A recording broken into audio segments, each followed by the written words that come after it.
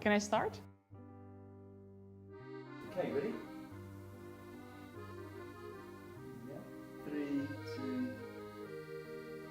So what do we say for the HLA? Why we took part?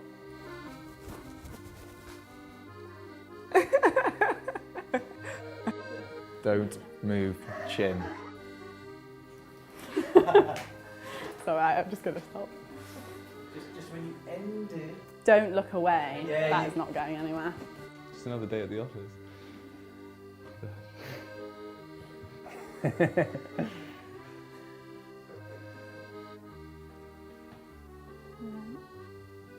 Hi, I'm no. Most important thing is what I've learned from the HLA and adapting it and moving forward and making sure, you know, I make use of it. The reason why I don't know what to say. If I make a mistake, can I just take a pause and then start again? Yeah, I'm ready.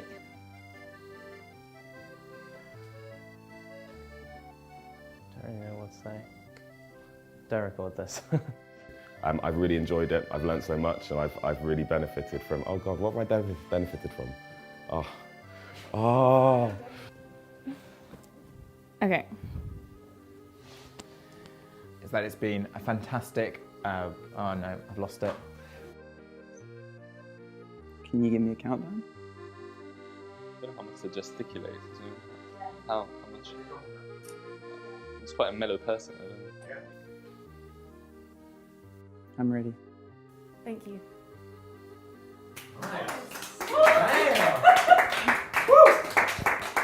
Okay, I think I'll chop and add some things. We're looking forward to seeing you. Bye-bye.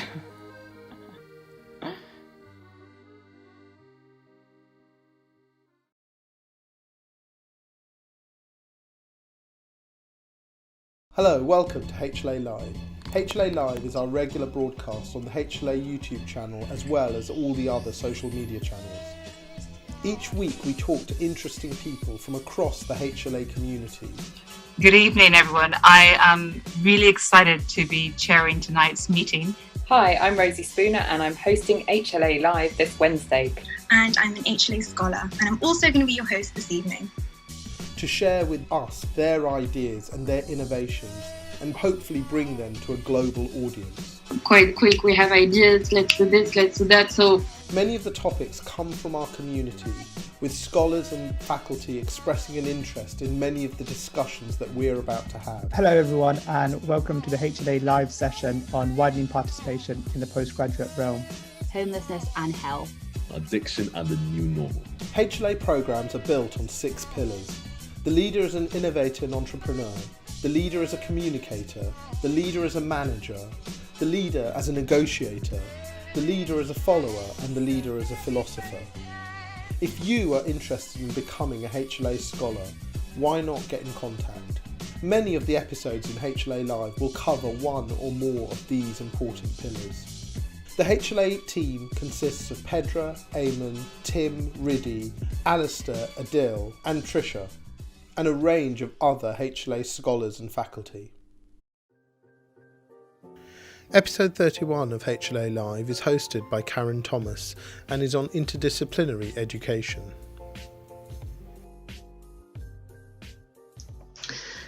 Good evening and welcome to the second part of our Broadening Horizons HLA Live series, focusing on interdisciplinary education and leadership.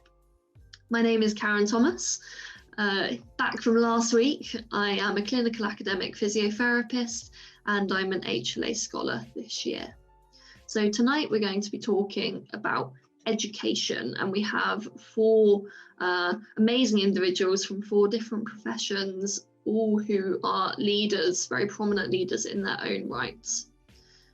So to start with, we have Beverley Harden, who I'm sure many of you know. She's a very well-known national allied healthcare professional leader, a physiotherapist like myself by training, and she leads advanced practice and consultant development with Health Education England. She's also a visiting professor at the University of Winchester and has been on many boards and councils across her career.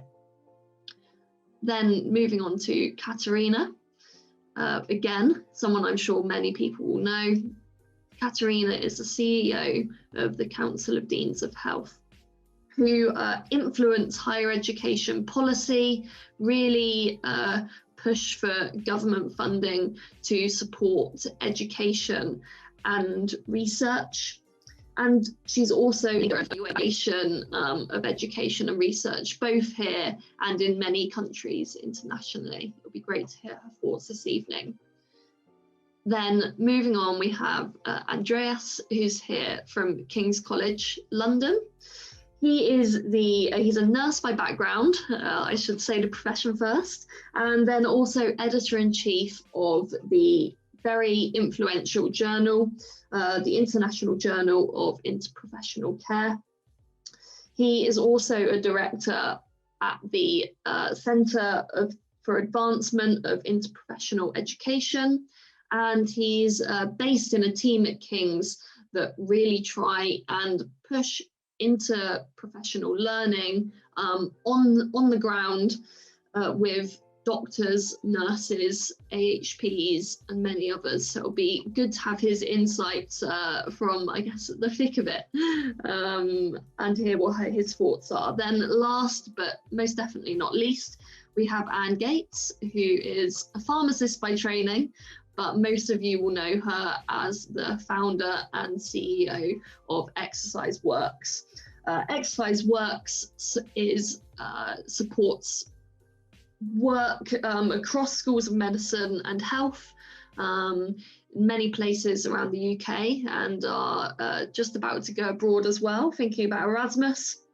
And she really looks at how physical activity should be a part of everyone's agendas, no matter the profession they're in. So leading on from that, the first part of this evening is going to be listening to Anne give a case study talking about her Movement for Movement initiative, and then we'll move on to some questions, and I'm sure the discussion will flow from there. So Anne, take it away. Welcome everybody. Thank you very much for your kind introduction and organisation, and welcome to all the people that are part of this Health Academy Live. Some background: we set up the Movement for Movement back in 2014, and its purpose at that stage was to provide a platform, which wasn't in existence then, to enable profound interdisciplinary learning for health and well-being using physical activity as the exemplar. And we set up a Movement for Movement which relied on the social movement in theory and practice of at-scale strategic change by healthcare professionals or future healthcare professionals to deliver a movement option. So I'd just like to give you an overview of the project and where we're at, and also to highlight some very key educational aspects which we're very proud of, but also we wanted to demonstrate that it could be done across all faculties involved in healthcare and the future delivery of healthcare.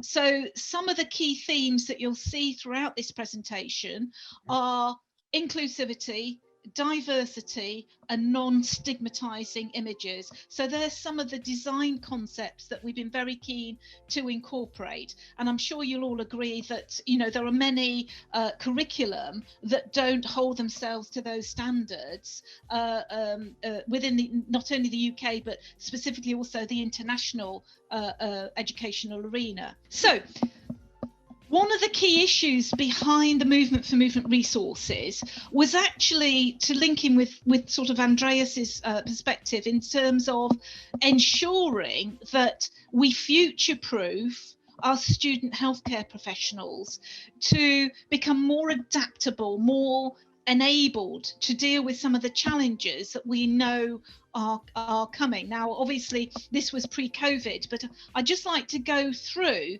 some of the big issues in delivering healthcare, not only in the UK, but also globally. We knew 20 years ago that non-communicable diseases was going to be a massive issue, and they still are, and they still constitute over 90% of the activity and spend within the NHS.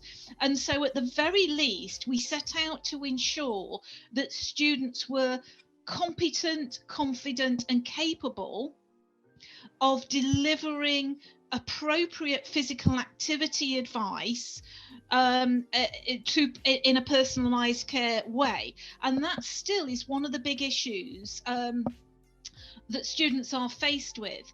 Patients, on the other hand, are faced with this massive complexity of organisations and care pathways that we felt again was underrepresented in the undergraduate curriculum.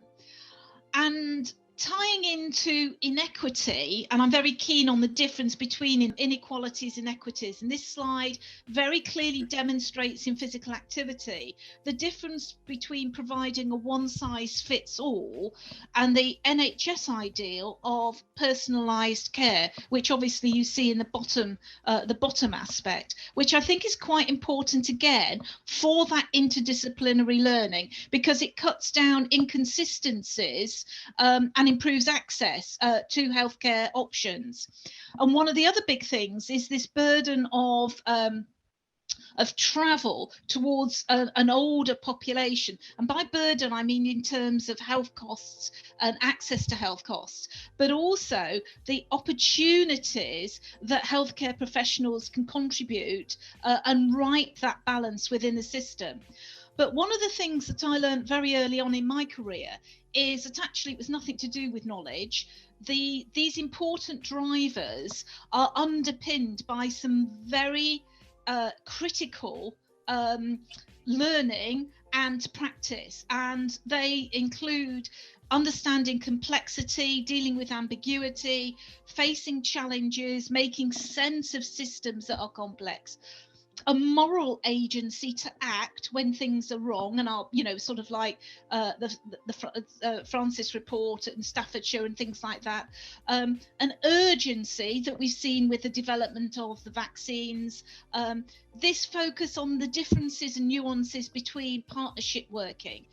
And actually, the crux of it is working as a diverse, interdisciplinary, interskilled team, which we know improves patient safety, improves patient outcomes, is a valuable contribution to teamwork and the health and well-being outcomes of the workforce as well. So this is a massive issue that I'm very keen and passionate about, and have been throughout my career. But I was also taught when somebody throws you a curveball, then you need to have the systems and contingencies and the ways of working in order to mesh that. And I think that COVID-19 has demonstrated the weaknesses and the strengths in our education system and also in NHS practice. And I think that's what's got to be supported within the undergraduate curriculum if we're going to be rebuilding back better. And again, the WHO in 2020 produced a very key article about stronger collaboration, developing better health and global action plans for healthy lives and well-being. And I think that this should underpin some of the decisions that are being made on the undergraduate curriculum. Looking at physical activity as an exemplar is very easy to do as a healthcare professional, which is why students should be taught it universally as a practice to gain expertise in brief intervention. We know that mentioning physical activity is important in consultations, encouraging older patients.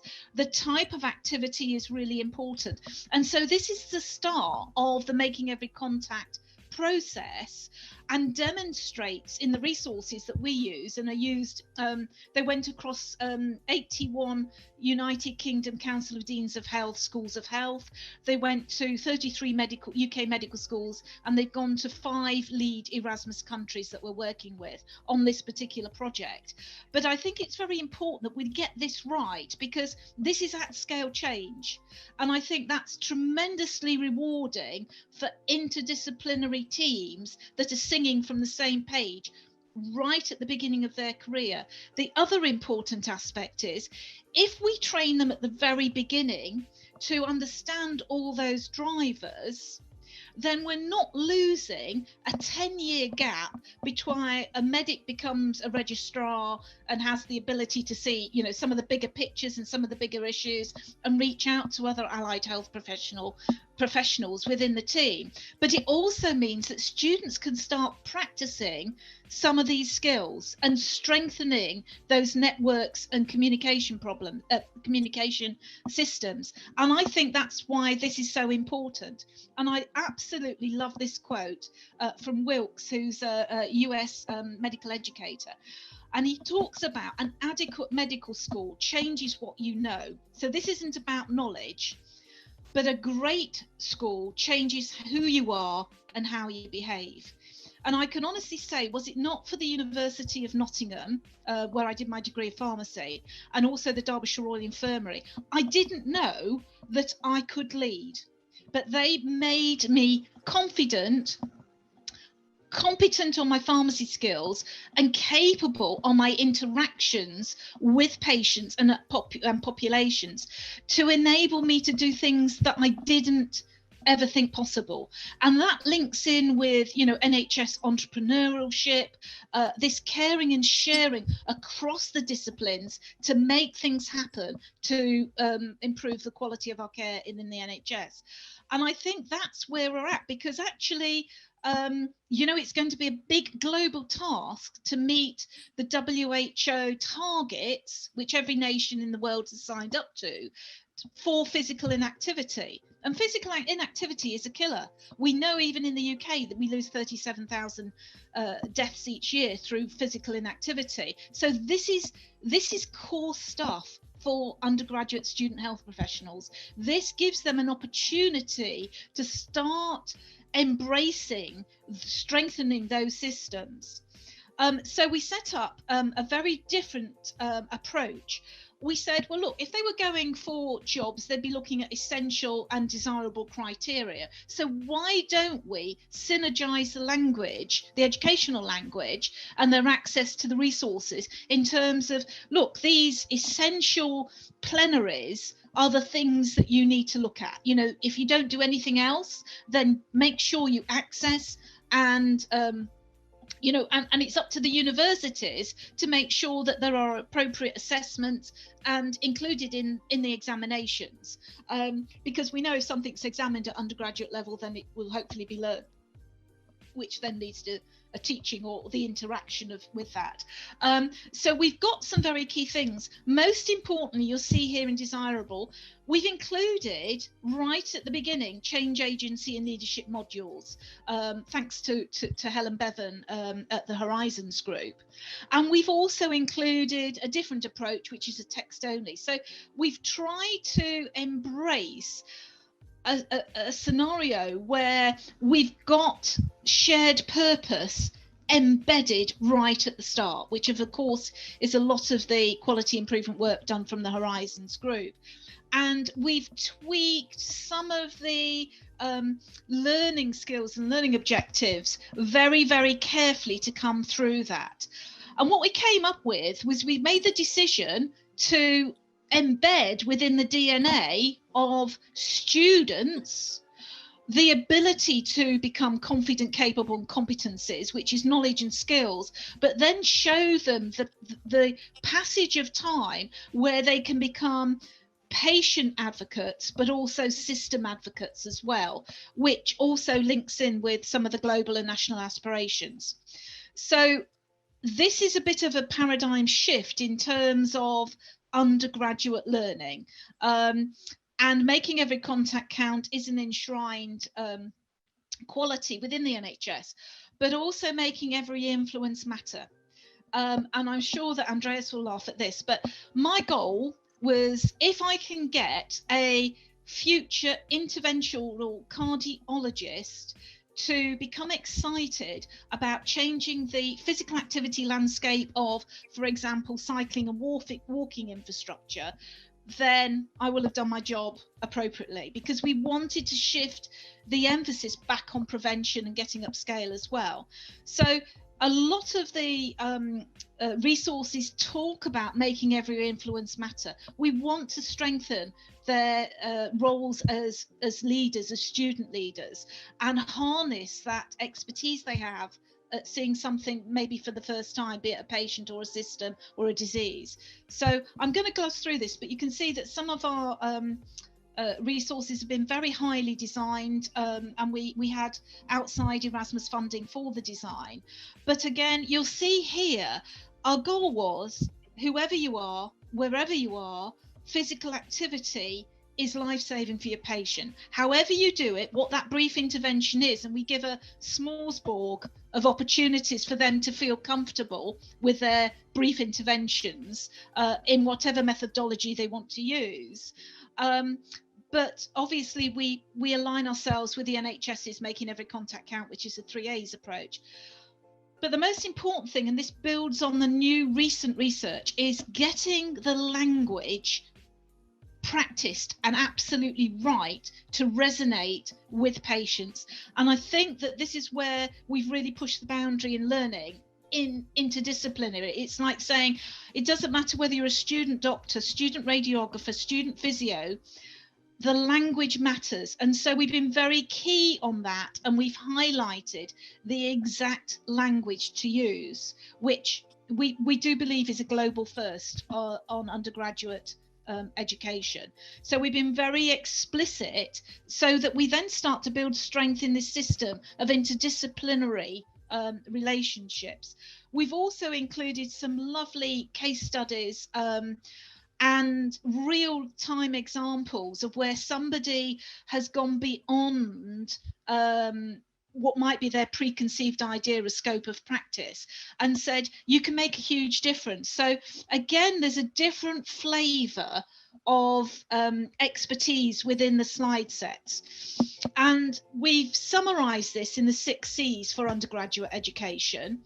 And in addition to competencies, capabilities and confidence, we've said that change agency, making those interprofessional connections and having the conversations about, well, you know, does our fracture clinic really deliver and support physical activity for our patients, and exploring some of those at the undergraduate education level through dissertation and practice and everything else. But most importantly, to deliver the system and individual outcomes that the NHS wants and needs. So this is very much future skilling for fit for purpose healthcare professionals. So I'd like to just summarise, you know, we feel that learning, interdisciplinary learning, fosters that working together. I could not imagine being as successful at brief interventions if I hadn't known what my colleagues are also contributing and when to contribute at the right time and the right place, and understanding the flow and the ebb of all those interdisciplinary opportunities. I also think that I mentor a lot of students, and their ability to be our hope carriers of the future are absolutely pivotal and palpable. And I think it's important that we strengthen the leadership system to deliver that. And also this idea of agency, which I'm a very keen advocate and I love on social media, but agency that promotes and protects the health of the patients and the populations. And that's why I think it's important that interdisciplinary learning becomes much more accessible for students and much more focused on this idea of working together in an agency model. And I'd just like to say thank you very much to the EU Erasmus collaboration for funding this project, and also all the patients, families and carers that contributed to the Movement for Movement resources and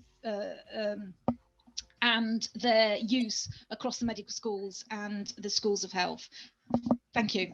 I think something I wrote down there that really pulled that together was thinking about that shared purpose, and everybody having a shared purpose and making that really clear from early on. So going off the back of that, I guess we'll ask our first question, which is around thinking about what the benefits are. We've spoken about how we might make interdisciplinary education work, but what are the benefits of really pushing this forward, and what barriers are we currently facing that are stopping it being, you know, a staple of education for every healthcare school in the UK? So Katerina, we'll come to you first.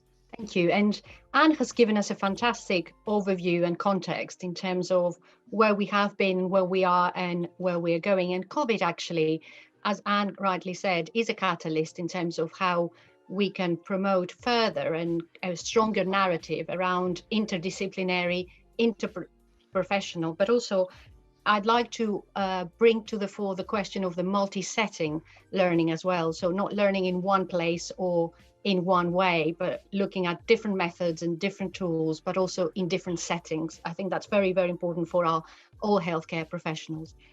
There are a number of myths, I think, associated with the barriers and the obstacles to interdisciplinary and interprofessional learning. And the first one is that if you go into a multi-professional kind of group of either learning or practice, you lose your own professional identity. And I've heard a lot of students, particularly from allied health professions, but also within nursing, midwifery, and medicine, where they feel that if they are presented as being part of the allied health professions, they then lose their own profession and they get lost, particularly for those who come from smaller number. Bev will totally recognize what I'm talking about. I'm sure she'll pick it up later. I would suggest that actually that's not true, and bringing people together from across disciplines, ensuring that they're learning, particularly around leadership, which is a theme of this evening's talk, adds value. And the reason why it does is because you can share examples of best practice across the different professions, and ultimately everybody in healthcare is there to protect the public, to look after their patients and clients, to promote good health, to promote public health. And there isn't anything like I'm only here in my own little isolated area. So I think it is very possible to have both a multi-professional approach to learning, to education, to research, to lifelong learning, and your own professional identity clearly identified as part of that. Second myth, I think, is about how we get bogged down to the detail and the process rather than looking at the outcomes. So every time I asked students or educators or other parts of the system, whether it is a funder, a commissioner across the UK, a government, a public body, a regulator, they'll say, oh, it's very difficult because we've got all these processes to follow, we've got all these standards to meet, we've got all these curricula to develop, we've got all these partners we have to work with. We can't possibly do this. We can't possibly bring all these students from all these disciplines and all these kind of departments. And people tend to talk process. But I'm very enthused by the fact that universities, in particular with all their practice partners across the professions, have actually moved from that almost reactive narrative to a much more proactive narrative of ensuring that and understanding the value of bringing all the professions together in terms of education. There will be areas where it will be important for students to learn in a particular group with other students. There will be areas where cutting across and looking at things more horizontally, bringing students from across departments, will help. So I think changing the mindset from process to outcome and using different methods and more innovations to bring more professions together is definitely useful. And finally, mobilizing and empowering the students themselves. What we have seen at the Council of Deans of Health through our 150 Leaders program, which is, as you know, a partner of HLA, we work very closely on many projects and initiatives. What we have seen through this program is that you put the students together from across 70 universities in our case, across the UK, across professions. We've got over 16 or 17 professions of students, different years, and they just do it. You talk leadership and they will bring their own example from their own profession, but they will actually demonstrate and discuss attributes, values, behaviors, objectives in a very, very similar way, and in a very, very similar language. So I think it is possible, it is also valuable, and it can be very successful. There is more we can do as a system, and I'll pause there because I know more colleagues want to come in, to promote all the professions at the same time and in the kind of a similar way. We shouldn't be talking about just doctors and nurses, if I pick up this as an example, because this is the narrative that we use a lot in the media, particularly in the news. I mean, that's all I hear about at the moment. But again, COVID, as I said, has been a catalyst, and it has showcased and promoted a number of other professions in a very meaningful way.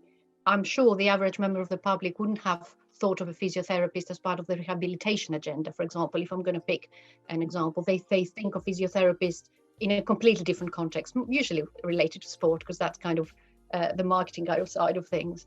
I'm sure people will not have thought about the role of speech and language therapy for a patient that comes out of ICU, or the role of a dietetics professional that will play in that kind of rehabilitation and going back to home after COVID kind of journey. So there is loads we can do to promote that ethos and the value of all the professions. But I would leave it also to the empowerment of students as part of that, because there's loads they can do as well. It's not what we do to them, it's more what we do with them. Thank you, Katerina. And Andreas, I think you can probably relate to quite a few points that came up there, thinking about your role at King's. So we'll come to you next. Absolutely. I mean, Anne gave us a really excellent case study there. And Katerina followed up with some really excellent points as well. I guess for me, with my sort of educator's hat on, but also as a service user, I think. So I expect the health professionals who are caring for me to work collaboratively in the health service, and for health profession students to be ready for collaborative practice on graduation. And I think many of us, we expect our care to be coordinated and comprehensive. We expect continuity of care. I mean, I certainly expect my care providers to communicate with each other, share information and expertise, and come up with a care plan for me that is both holistic and person-centered. But to meet these expectations, we require professionals who understand and respect each other's unique skills, knowledge, and expertise, and who know how to take advantage of those complementary skills to ensure high quality, safe, coordinated care. Yet, there is actually minimal investment in teaching and preparing health professional students about interprofessional collaborative practice, about teamwork and interprofessional communication. And there is in fact minimal opportunity built into the curriculum for students to socialize across health professionals programs, to get to know each other. So interprofessional education as the pedagogic innovation of learning with, from, and about other professions to improve collaborative practice. I mean, this has been discussed by policymakers, by advocates, regulators, educators, researchers, everyone for decades. It's not new. And some progress has been made, yes, but we still have a very, very long way to go. Yes, so there's different regulatory requirements. There is seemingly incompatible curricula. And as Katerina rightly mentioned, challenges with timetabling and orchestrating classes with large numbers of health profession students. And all these are really, they're commonly blamed for this slow implementation and growth of interprofessional education. However, at the heart of the issue, I think, still lies a really strong tradition of silo teaching, of professional competition, of financial and power differentials. And unfortunately, we still see some traces of professional elitism and territorialism, when in fact, professional humility is what we should really be focusing on. That's great. Cool. Thank you, Andreas. I think this is a nice opportunity We've thought a lot about undergraduate education there. I think, Beverley, lots of points have been made, so it'd be interesting to hear your take on them with your background. Lovely, thank you very much indeed, Karen. Fascinating conversation. Thank you to all three colleagues. I love that Anne's profound immersion in interdisciplinary learning. Absolutely, Anne. And I think what's really fascinating, I spend a lot of my time working in the emotional soup of the professions. And I use that term deliberately because it is an emotional soup. Andreas, what you said was absolutely spot on. It's a huge challenge of competition, protectionism, fear. If we train with each other, we become each other. We're going to become this sludge of workforce. And I'm a very passionate physiotherapist, and I want you to know that. So for me, this is absolutely the crux of what we need to do. I don't think we should sugarcoat it, because 21st century populations are going to need 21st century teams. And so therefore we have a duty to create those professionals from the minute they think, I want to be whatever I want to be when I grow up, until I become that person and thrive in that place. And I have the joy of working across all of the professions. Today I've spent the time speaking across medicine, dentistry, pharmacy, science, AHPs, nursing, midwifery, you name it, we're there. Psychology, we're talking to people about what it means to advance their practice. But what's really fascinating across all of that is that so many of the professionals are not confident of their USP. What makes me, Beverley, the physiotherapist, me, Beverley, the physiotherapist? As I can be a wife, a mother, a daughter, and a friend, I can also be a physiotherapist, an advanced practitioner, a clinician and respiratory. I can do all those things because I know who I am to be a physiotherapist. And I know about my other colleagues, I value my other colleagues, I see parity and equity in what we do together. I don't see competition. And that comes back to your shared purpose, Anne. My shared purpose is the development of population health in whatever form that takes. And so for me, it's about the first thing really for us around the benefits of this is we've got to be able to liberate the professions, which means understanding our strengths and our USP, so we can sustain our identity, but then become what we need to become to meet the needs of our population. So we need to learn about each other, and the magic of interdisciplinary learning at whatever stage you do it. And we're involved in it from pre-registration right the way through to the highest levels of practice. It's how do we learn about what each other does, what we bring to that population health agenda. And I spend, again, a huge part of my day job working with people who just fundamentally don't understand the enormous skill we have across every single profession that we've got, how clever and intelligent and amazing these professions are, and yet we box them off and use only a fraction of their genius because either we don't know or we're scared of them. If I liberate them, what's going to happen? How am I going to contain that genie when it's out of the bottle? Well, my point is we need every single genie out of every single bottle, and we are absolutely capable of being able to manage that so long as we are very clear in what the professions are here to do, what the opportunities are to work collegiately across the professions, but to liberate that full potential to our populations.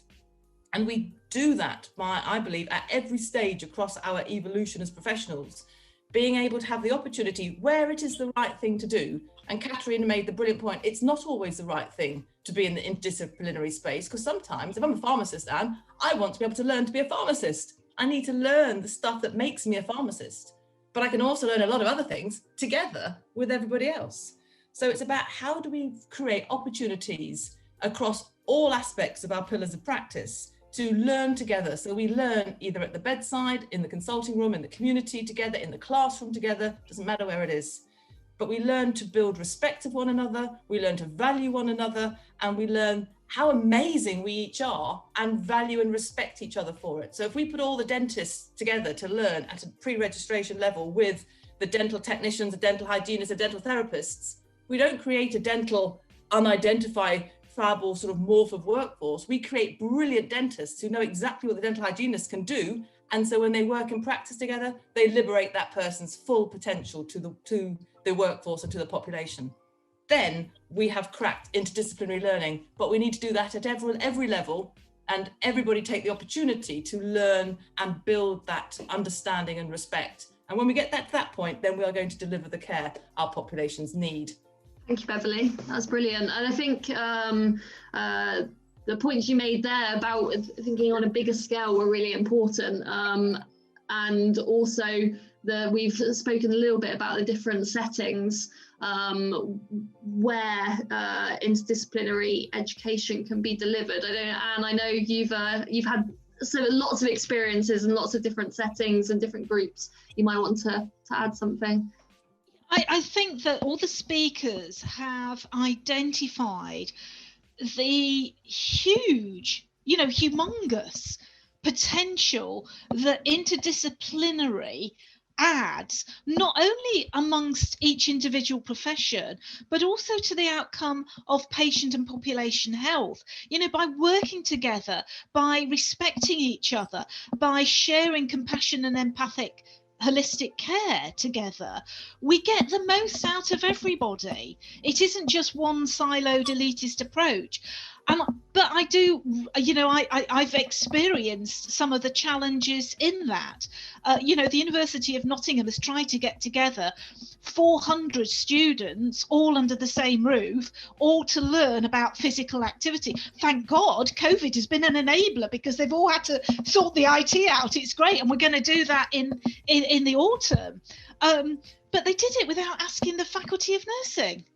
And so it's like, well, hang on a second, I'm the speaker. How can how is it only for physios and sports rehabbers and medics? What happened to the nurses? What happened to the midwives, who I work very closely with at the University of Nottingham? So this idea of providing an environment where that does work together, that does naturally come,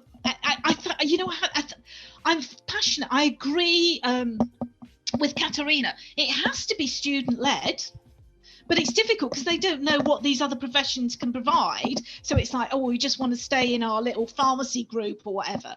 But the problem is that I think it needs to be dean-led, because they're often deans of faculty of medicine and health. And that coming together is where I think the sweet spot is. I think we have to recognise that we are producing healthcare professionals. Yes, they might go on to do research. Yes, they might go on to work in a whole variety of different opportunities and professional environments. But actually, the undergraduate healthcare curriculum has to deliver on being fit for purpose for providing workforce capacity within the NHS. That's really our raison d'etre. And so the other things have this ambiguity. There's this interplay of, are we actually teaching the students what they really do need to learn? Or are we, again, it's this flux. Are we advocating the best for our university research program? Are we showcasing, very niche, siloed, clinical sides of the curriculum, the content? And certainly when we visited the medical schools, we visited 16 medical schools, and that was a very obvious challenge. That relevance in the curriculum was a real challenge. With linking to what Katerina was saying, was actually what the students wanted was access to the resources, was to be able to have a quick win within themselves as saying, yes, I think physical activity has a real role here. But without them being taught it, they couldn't then take it further. So I think there needs to be a much better synergism. And I think the debate is where's the exemplars? How best is that done? How best is it achieved? Where are the students shining on their leadership? And the example I go, if I went back to 1983, I didn't know what I'd been taught. I didn't know I was going to be a leader. But somehow they packaged it just right. And I can't underestimate how important that was in my leadership journey. But that's not just N equals 1. It has to be for all students equitably and inclusively. And I think that's the challenge. So yes, I agree with what everybody's saying. The future and how we make this happen, I think we've got to get just right. I think we spoke a lot about professional identity and challenge to professional identity through this idea of interprofessionalism. But in fact, we now know through a growing body of research in different countries that with careful scaffolding and exposure and quality in the professional educations, students do develop a dual identity, able to identify with their own professions and with a larger collective. There needs to be a more nuanced approach and more structured and sophisticated approach to the way that we deliver interprofessional education, for sure, that doesn't compromise professional identity, but helps people develop into that dual identity. I guess that takes us on to our next question, just thinking about all of these topics that have been discussed and what needs to happen in, say, the next 5 years, both pre and post registration, to make some of these things happen. So having the patient at the centre, everyone, as you were saying, Beverley, really understanding what their role is, and bringing it all together. So Anne, maybe we'll come back to you to start with, what your thoughts are going forward. I think that time is of the essence. I love the idea of nuanced scaffolding. I love that language. I think this is something that we've been hit with. COVID is worse because of these multi-morbidity NCD issues and lots of other aspects which relate to deprivation, poverty and inequities. We have to give that landscape. So over 5 years, as a planner, I always say, if you've got a 5-year plan, forget that. It's what you do in the first year that's going to count. And I love the fact that, Helen Bevan talks about forget 3-year plans or forget 3-year dissertations or whatever, do 30, 60-day and 90-day change agency plans. And I think we need to allow the system to take up Andreas's, nuanced, enabling environment. And there's clever people around that can do that. I'm sure we all saw on social media the brilliant interplay between Weetabix and Heinz baked beans. Oh my God, I had nightmares. I seriously did. But that's clever marketing. They brought people and brands and out of the woodwork within a space of 90 minutes on social media. And I think we need to learn about how communications moved on, how schools of medicine and schools of health need to I can't remember what Beverley's this Brownian motion, whatever you like to call it. We need a starter like the Weetabix baked beans issue that suddenly brings people together, actively contributing and exploring the relationships, exploring the unique selling points that we each have. And it's really interesting because I'm a pharmacist, as Beverley alluded to. I'll always be a clinical pharmacist. You cannot take that. That is my unique identity. But I morphed through leadership in realizing that at scale change meant that I had to learn different skills, meant that I had to take one body of skills and move them into a different sector to move the agenda forwards. And that adaptability is what we need to be teaching in month 1 of semester 1, in year 1. Because that sets the scene then that it's not going to be so siloed, and it allows the students, as Katerina implied, to actually lead on their own learning and actually access the resources. Let's see what resources they're accessing, and there's some clever tech that lets you do that. Let's monitor the conversations, and by that in discussion forums and tutor groups, and let's start untwining some of this complexity. Let's have a clearer framework or scaffolding. But I would challenge the timescales, because that's what COVID and non-communicable diseases will force us to do. And so, to me, it's not a 5-year plan. It's what are we going to do to make this happen in the next 5 minutes.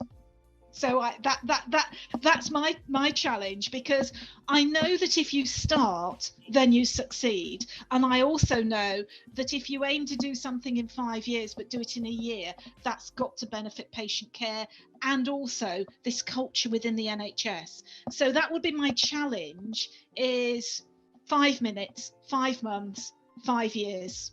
How are we going to make it happen? Who's going to make it happen? And how do we create this organic flux of adaptability and growth mindset and entrepreneurship within the students? And the fact that I know these people, you know, the fact that I can pick up the phone and have a conversation was pivotal in a lot of the things that I did. And the support that you get as a pharmacist is phenomenal, because people ring you up as well and say, can you do this? Or, you know, can you come and see this patient for? So that intermixing to the benefit of patient care is all catalyzed. And that's why I love the NHS. That's what is so intrinsically special and unique about being a healthcare professional. But I think it starts day one, semester one, undergraduate level, and we grow it, and we grow our leaders at the end of 3 or 4 year courses. They become the confident, competent, capable professionals with respect and care for their fellow professionals and patients as well. Andreas, I think, should we come to you next, just to think about the things which Anne said there, and think about, as you're kind of on the ground in a university, what your thoughts are in implementing some of those things? I mean, I just love Anne's passion and enthusiasm. I mean, it's so contagious. And you know, there's lots of things that need to happen. I mean, to be honest, I've never encountered a clinician to speak against team-based care, or who thinks collaboration is to be avoided.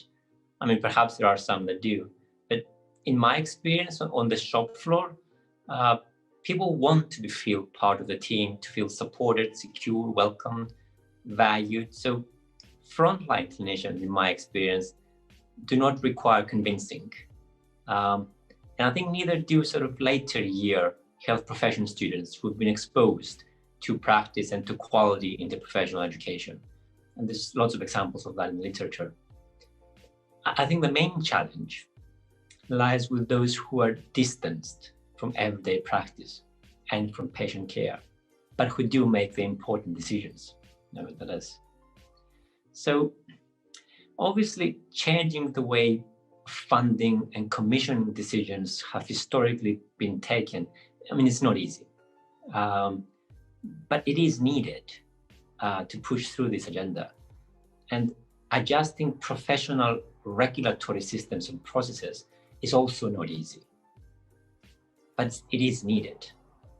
It's needed to create a policy and a regulatory context, an environment in which interprofessionality, interprofessional education, collaborative practice are clearly supported, valued, and celebrated, and an environment that empowers all health professions to perform at their fullest potential, and also empowers educators to move outside traditional structures and pursue more innovative, inclusive, collaborative approaches like Anne discussed. So in the next 5 years or 5 minutes, we need to work and support those who make those important decisions at the very top. But we also need to work with the public, I think, to help them understand the role and value of the different health professions. And in doing so, help break down some of those stereotypes that are so firmly rooted in pre-professional education and amongst our first-year students. So try and change those before that first year. And actually, I think if we can start to make a difference, to tackle that legal, policy, and public arenas, then I think the workplace arena, so the front line, I think they will happily follow suit. Now, of course, I'd love to say that we can do all of that in 5 minutes. That might be a little bit challenging, but definitely together, we can definitely give it a shot. I think, Katerina, as you have experience with working with those policymakers and the people higher up, Andreas was talking about there, be interesting to hear what your thoughts are on how achievable that might be. Bev talked about genies and innovation. In using a metaphor here, I see this as a set of keys that you have to go and start unlocking doors, I think. And I think Andreas and Anne gave it all, really. What I was planning to say for this is that the solutions are both formal and informal. They're both top down and bottom up. And leadership plays in all of this. Good leadership, both in terms of government and regulation and public bodies in a public body setting. System leadership. How do we ensure that we have students from all professions in primary care, for example, equally valued to be able to have a placement in a general practice setting, for instance? How do we ensure that all professionals are equally valued in terms of their contribution to research, so that when we have a research excellence framework set of areas and priorities, that all professions are equally prioritized, and the equity, I think, example that Anne talked about in research is very, very important and valid. And so I think if we look at the system as a whole and use the narrative that all professions make a very important contribution, there is no hierarchy here, there is no better or worse, there isn't bigger or smaller profession. If we start from that basis, then the funding should flow in a similar kind of value. The prioritization in terms of policy should follow and flow in a similar way. The regulations should flow. As an example, I would think that I'm not a healthcare professional by background, I'm a social scientist, so I think in an interdisciplinary sense, from politics to anthropology and sociology, all the time, and I observe a lot of the behaviors of the healthcare professionals I interact with, particularly the academics and of course the deans who are my members. And I note that where you have very good leadership, and we have excellence in leadership in many, many universities, this has already happened. And what I have seen deans do in many universities is they look at the regulations and you say, right, so I have to work with 4 or 5 different regulators. I appreciate this is complex. They look to their team and they say, find me an innovation, because I'm very keen to ensure that all my students learn about consent, for instance, and leadership in the same way. I appreciate that the pharmacist has to learn some skills which are very different to the physiotherapist. I'm not planning to teach midwifery to a speech and language therapist, for instance, but we can all teach consent, leadership, communication, team working, to all of them. And I know a lot of deans and leaders in higher education and in research that have done that very successfully. And it took that moment of innovation and the genie moment that Bev was talking about that brought these people together to do that. But I do also believe that it doesn't take one leader or one extraordinary innovator to get to that point. It takes a whole system. And I think Andreas talked about that a lot. And if we want governments to, and I talk of governments because I talk in 4 UK country context, of course, as well. If we are all 4 governments to prioritize multidisciplinary and multi-professional learning, then the leaders of the professions have also to speak in those terms. And we shouldn't be talking about our own profession in isolation. It's very important that we get that narrative right and then play it back to governments for them to then make their decisions in policy terms, in commissioning terms, in finance, in funding terms, because at the moment it's not like that. And I think Andreas spoke about the regulatory and the education barriers, but there are indeed funding and financial barriers that are quite significant here, and there is hierarchy of the professions. Some professions more prioritized than others, some numbers being attached to specific professions as targets, and that doesn't help that whole narrative of everybody working together.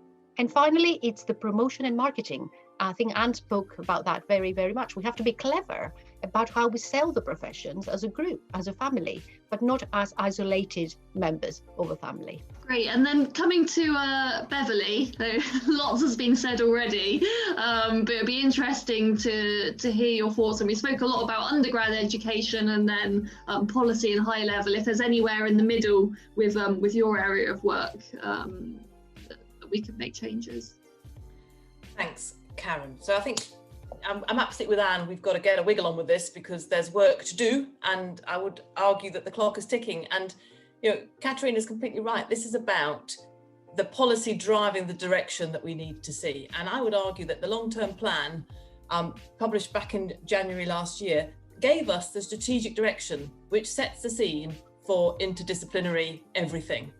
We spent hours working to try and position pieces of thinking around being able to absolutely establish the modern team, wrapped around the needs of a population, harnessing the potential of all. We have the primary care work, bringing 26,000 different professionals into the proud occupational therapists, proud podiatrists, proud dietitians to offer their USP into that mix to be able to give people a better experience of care. The dietitian putting the person with IBS back in control of their symptoms, whereby they never need to go into a gastroenterology waiting list because they've been managed beautifully in primary care, seeing the expert in that place. So I would suggest that we have absolutely got the long-term plan set up, not only to establish care models that are able to deliver interdisciplinary models of care, which then enables us to train together, learn about each other and respect each other. But we also have the scene setting of the long-term plan, which is about valuing diversity, the equity of opportunity for all, absolutely, and beyond the protected characteristics as well. This is about setting the cultural tone of the NHS that says, actually, this is no longer doctors and nurses. This is about all of us, whoever we are, whatever we do. And all of us who've worked clinically know that the most important person in any healthcare team in a hospital is the porter, because without that, everything stops. And so actually our team is everybody. So I would say that we have absolutely got the moment here to drive this change. But Andreas is right, no experienced clinician needs to be persuaded of this. They know it. The challenge though is we're all very happy to work in multi-professional, interdisciplinary ways, work differently, learn differently, whilst we all stay in our hierarchical positions within that team. So long as I always know that as a physiotherapist, I'm better than you and you're better than me, and you know, we know where we sit, we can do really well. The real challenge is, and forgive me, Karen, for being slightly, mixing up a bit perhaps at this point, but the real challenge is when we start through our interdisciplinary learning and our different ways of working to spot opportunity where we can do things differently, work differently. We have radiographers that routinely are now reporting X-rays and radiology services. We have, people stepping into roles that have historically been done by others. We've always done that. That's the beauty of the evolution of professions. However, the challenge there then is that really does start to bring into the mix anxiety, professional identity issues and challenges, which then also then threatens interdisciplinary learning and creates every profession to pull up their drawbridge the minute they feel threatened by the environment around them. So I would suggest to you that although we have the most incredible policy setting now to drive this work home, we also potentially have the pushing of boundaries that's going to make it potentially as challenging as it has ever been. And I think there's a real need in that next 7.5 minutes to drive some fundamental changes in how we see education training. And the work we're doing around advancing practice is about bringing people together to train together, learn together, to create that versatile, adaptable workforce we need, but still as proud speech therapists, proud pharmacists, proud scientists, but in a context. And we've invited CAIPE, Andreas' organisation, in to give us a health check, because we want to know that we're doing it right. And it's a really difficult thing to do well. The risk is we do it bluntly and we reinforce or we create drawbridge pulling up rather than create these absolutely well-skilled clinicians who are able to live in that dual world of being a proud whatever I am and a proud whatever I need to be, and I can be both. So I think there's some real opportunity and some real challenge in the next 5 years. But I think if we can establish some exemplars in pre-reg, postgraduate education and training that we can herald and to build the evidence base for and proudly show we're not creating a sludge, a workforce of hybrids. We're creating an important population-facing workforce that is able to live in that dual space. And that's our challenge. So Andreas, we need some serious help, sir, but it's about really trying to build that momentum, I think, is the key for us, Karen. I'd be interested to hear how you think that could then move back to the undergraduate and the teaching. So maybe, for example, Andreas was speaking about those first and second years who are trying to teach all different things. Would you also be suggesting that those new roles and those messages you're trying to bring across higher up, making sure there are role models possibly further down? I think that the key for me is about absolutely enabling our learners to look ahead into their careers and see the value and the opportunity of interprofessional learning and development, and to be part of those conversations and to be on student placements with people of different professions, seeing different people working. But whilst you have to be signed off, potentially go back to the regulation and the order again, if you have to be signed off by a certain profession, how can I as a nurse go and be looked after by a paramedic on clinical placement because they can't sign my paperwork? Well, maybe we need to move into a space where we're able to flex and change and value and work collegiately together. And you see it happening. We've got pockets of brilliance across the country. We just need more of it, or we need to make it visible, and we need to think differently. I mean, Karen, you were talking on social media recently about our research placements that we're doing as a beautiful example of matching people with different settings, different scenarios in different ways, so that we're able to really start to enable people to see the different opportunities and to value each other from the beginning. So it's not just in the universities we need to achieve this interdisciplinary thinking, it's in clinical placement, it's in everything we're doing. But if we're not role modeling it as established clinicians in practice, it feels incredibly strange for the students to be forced together into... I used to have a physio and OT department that I was bringing together back in 1,000 years ago. And into that setting of two different professional groupings, I brought an interdisciplinary group of students on placement to do a project around working together. Lovely. But I was bringing an interdisciplinary group of students into a workforce that wasn't an interdisciplinary workforce. You know, that feels a little bit wrong, to be frank. So how do we start to value it across everything we do and understand that we are setting the tone that they're coming into? We need them to see that we appreciate it as much as we expect it of the environments within which they train. You see, I think this is very interesting, and it links into this idea of shared purpose. I think there's a little bit of unsyncing because we haven't firmed in this shared purpose. My shared purpose is to protect and promote the health of my patients and the population. That's almost like it's almost such a carte blanche that people forget that's what ties us all in together. That shared purpose ties into our values and belief systems. So when there is disquiet between certain groups or vulnerabilities that come to play, I think that's, to me, a sign that the shared purpose is not as shared as it could be. And so I think it's absolutely crucial, and you know, I'm probably being a bit contentious here, but I'm going to be. But, you know, the long-term plan didn't actually make that very clear. It gave pointers that were really great on moving forwards, but the core shared purpose, that strength of vision, I think was viewed differently by the professions, and there was a little bit of turbulence in the system because it was very different. And and Karen will appreciate this. You know, a good sailor always, you pull in your sail. You know, you take a different tack, and you recover. Or sometimes, God forbid, you have to do a man overboard scenario because your plans have all gone overboard. But I think that the will of a university to skill the future healthcare professions of the future is their raison d'etre. And I think, as Katerina says, there's some absolutely brilliant leadership in the schools of health. I felt that in the work that we've done. Andreas's work, I want to connect with you and talk about the movement for movement resources later, but it's how we pull it all together in a system that makes us so much more than our unique selling points. That value of having others in your team, that value of knowing, and I totally agree, the porter was the most important person in the whole of the hospital, was in 1983, still is. It's knowing that if you are uncertain about something, like a physio may be uncertain about medication that the patient's setting, that they can ring the pharmacist up. There's not this professional barrier. And to me, that's where the magic, the genie comes, the magic, that entrepreneurship, that moving forwards of healthcare as a system is so important. And I think that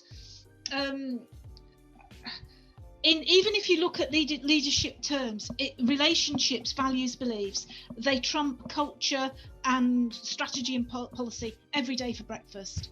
And I think that we've really got to get some experts into this relationship building, and understand that actually we have a very strong shared purpose that most other industries don't have, and that needs to be really, given some teeth and some momentum, because that means that we belong to each other. That means that we're tied stronger through family than our own individual needs. And I think that to me is quite important to, and I can say this, I love being a pharmacist. I never wanted to be a physio, even though I went into exercise and movement. I'm sorry, Beverley, I know, but genetically my son somehow got that short straw. But my son's a physiotherapist, by the way, but I held on to that belief, and it is a flex, but that makes me unique and I can contribute in a different way, so I'll never lose that. But when you're working in a multidisciplinary team and you've got a patient with, for example, a fungating tumour who's at palliative care, and it requires all the assets that you have to pull in to make that a good end of life quality decision, that's when we'll know we've got it right. Or the other example, the interventional cardiologist. I will feel that I can retire and be really happy, and lots of other people think this way as well, when we've got not a treatment disease focused health system, but a health system that focuses on what makes people well and happy and mentally strong and mentally robust. So, there's some real contributions there from everybody that I think needs to happen in 5 minutes. That's my challenge. And then I guess with so much has been covered this evening, so this will be an impossible task, but it would be great if each of you could just share some thoughts to end, to bring this together, maybe have a think about work which you think should be done going forward, and also thinking about our listeners, so some take-home points for them to make a difference going forward. Andreas, let's start with you. I mean, I'm so encouraged.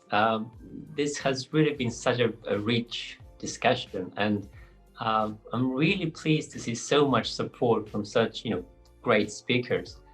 I used to be an intensive care nurse, so I have always been very sensitive to the importance of interprofessional collaborative practice.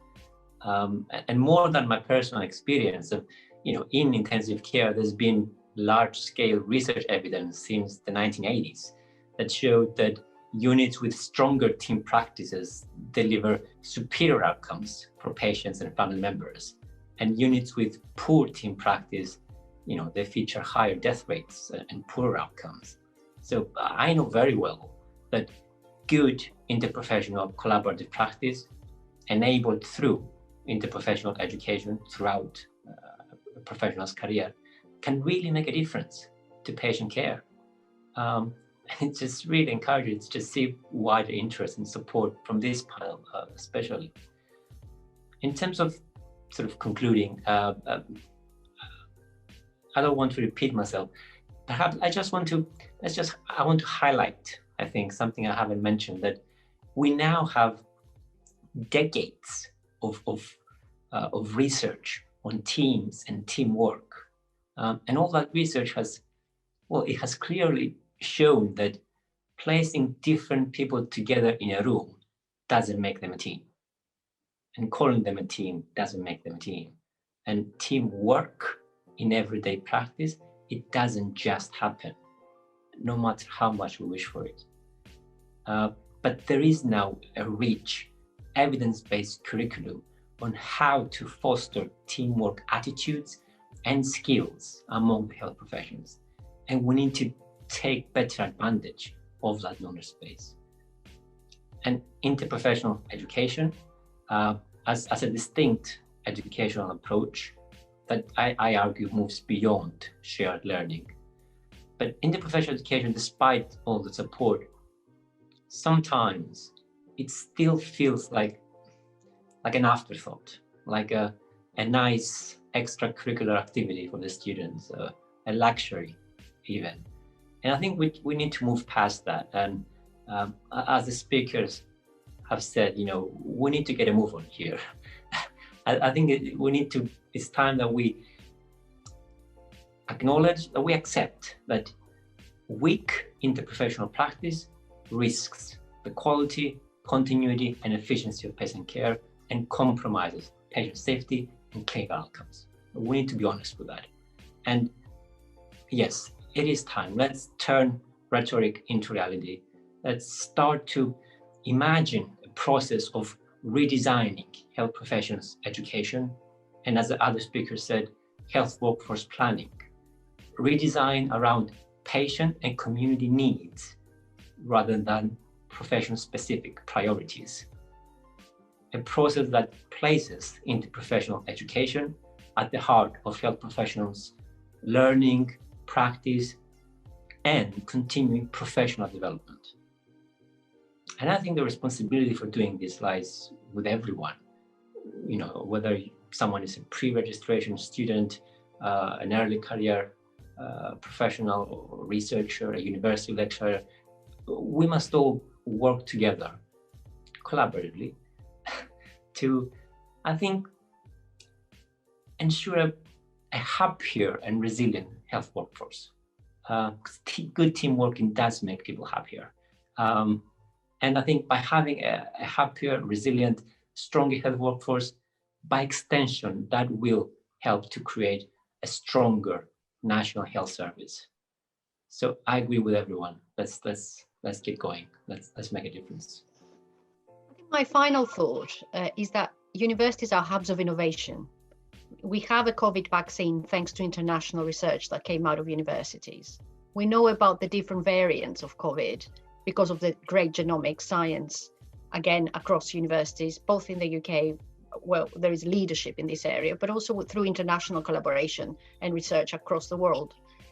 So my point is one where we just have to see what universities have been able to do over the last 12 months and just wait and see what will happen in the next 6 months. I'm very keen on Anne's short-term and quick and result-focused, kind of next 6-month period, just to see how things will have changed already. I'm very hopeful that actually the discussion we're having tonight, we could have it next year or even in 9 months' time, and we will already have seen change, because students were deployed on longer and extended placements across the UK last year, over 25,000 of them.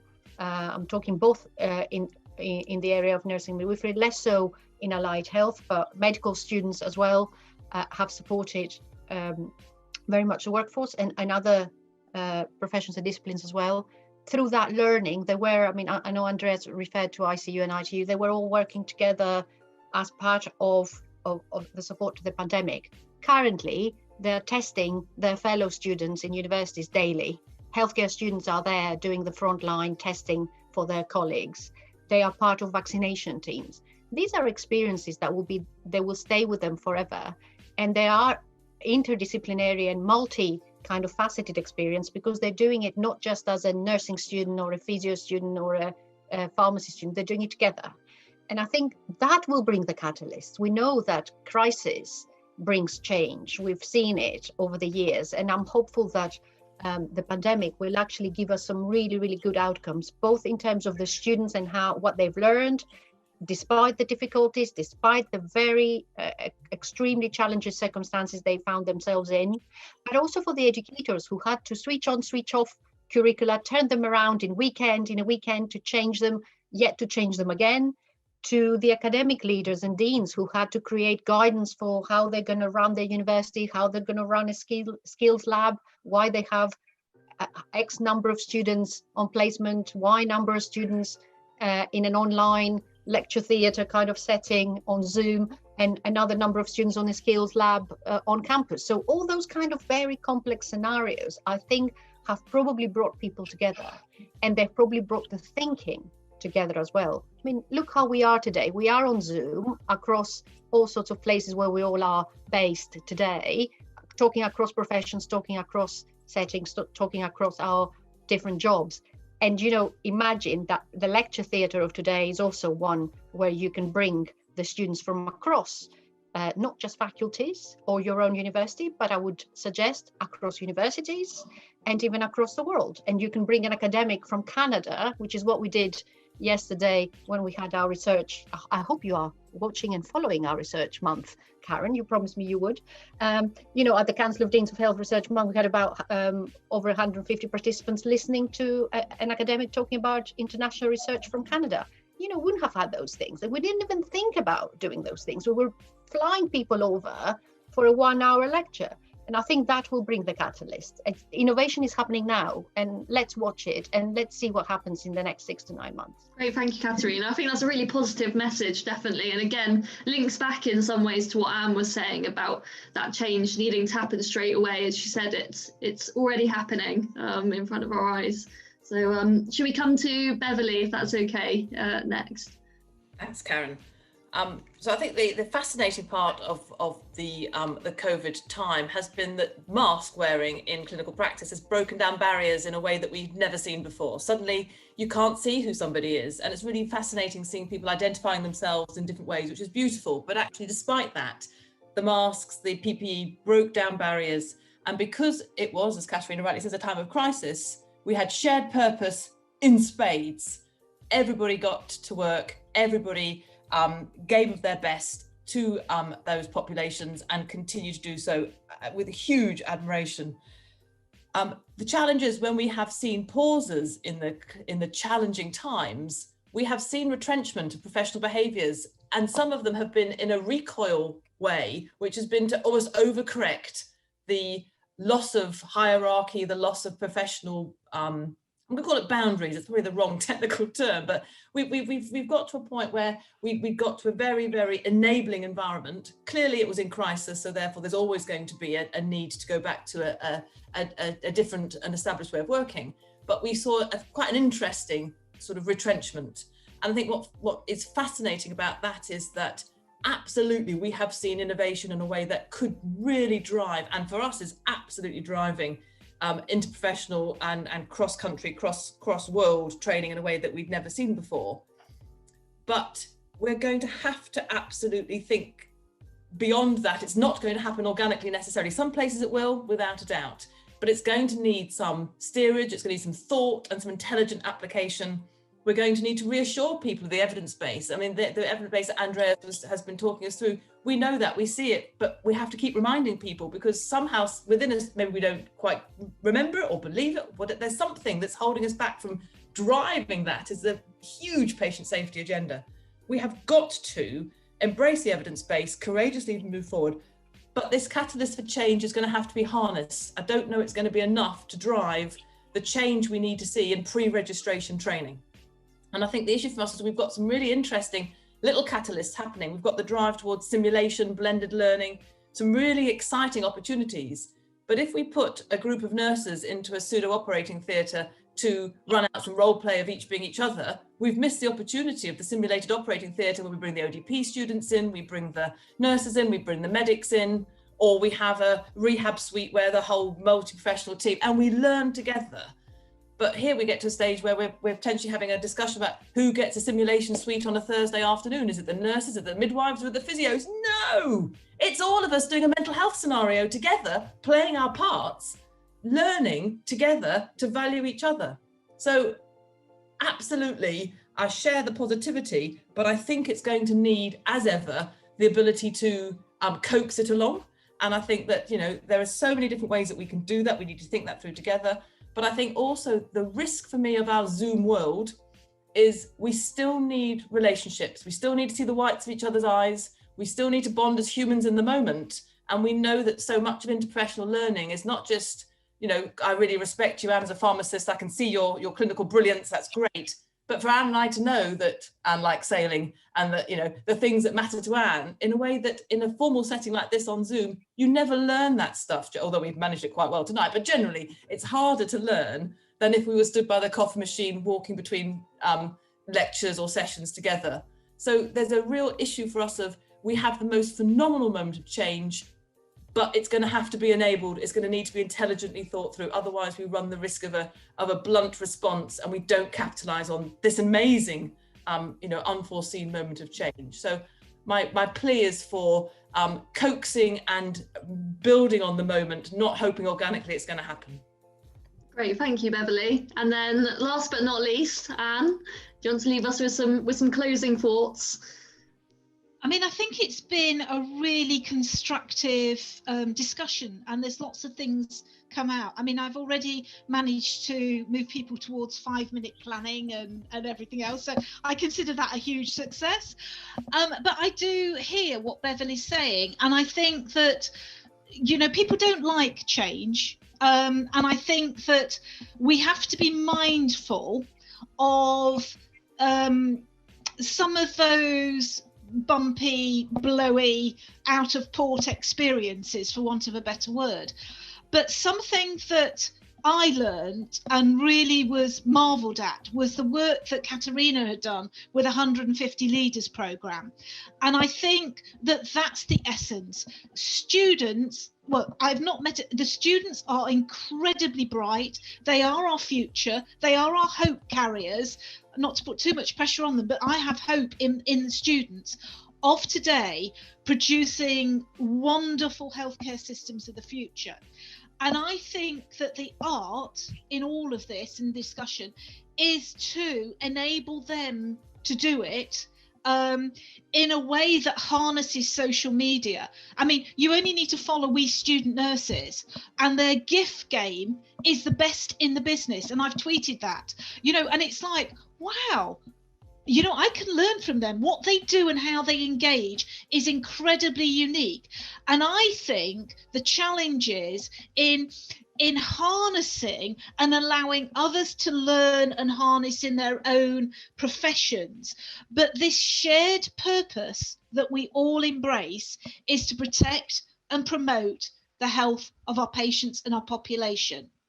And I think it comes back to that very firm belief that is a driver for me. So if it's a crisis, as a pharmacist, I want to contribute. If I was a nurse, I'd be able to contribute that. The coming together, the sum of the parts is greater than the individual parts. And to me, that stronger together message needs to resonate across student doctors, student nurses, student allied health professionals, and the student social workers and all the other mix that comes in together, because that gives us all purpose then. And so if Beverley said, look, Anne, can you help me with this because I've got, the answer's always going to be yes. No matter how stressed or busy I am as an individual clinician, that there's a purpose behind the ask, or there's a purpose behind that connectivity. But I think also we have to take it into the modern world of connecting in different ways. The world will never be the same, but online classes and online tuition has given us opportunities and open doors. We need to go through those doors and see what other doors are available to us. And I think the students are the key holders. I think that they're almost like the litmus test of how we move through these doors in a very exciting way. And I'd just like to say I wish every single student of the future the very best wishes, because that's where it's at. And I think it is up to us to be timely, effective, provide the scaffolding, provide the expertise that we've got from the work Beverley's done and Katerina to really pull this together, because that is a compelling vision, in my opinion anyway. Thank you, Anne, that's great. I think that kind of brings it to a close. I feel very privileged to have been a bit of a fly on the wall during this discussion this evening. It's been brilliant. And I think just a note from me to those who are listening: take those points which have come out of that last discussion, out of the whole discussion, and think how tomorrow you can go back to where you are. Maybe it's if you're a student, your healthcare school, if you're a physio working like me, or if you're a policy maker, because I'm sure we can all take some of the points that have come out this evening to make change. And then a little bit of a plug, there'll also be a Twitter chat, Twitter chat, whatever you'd like to call it, just after this on the HLA Live channel. So come over and join us. We may have some of the speakers there as well, and we can discuss some of these points a little bit more. Thank you to everyone that made tonight's episode possible.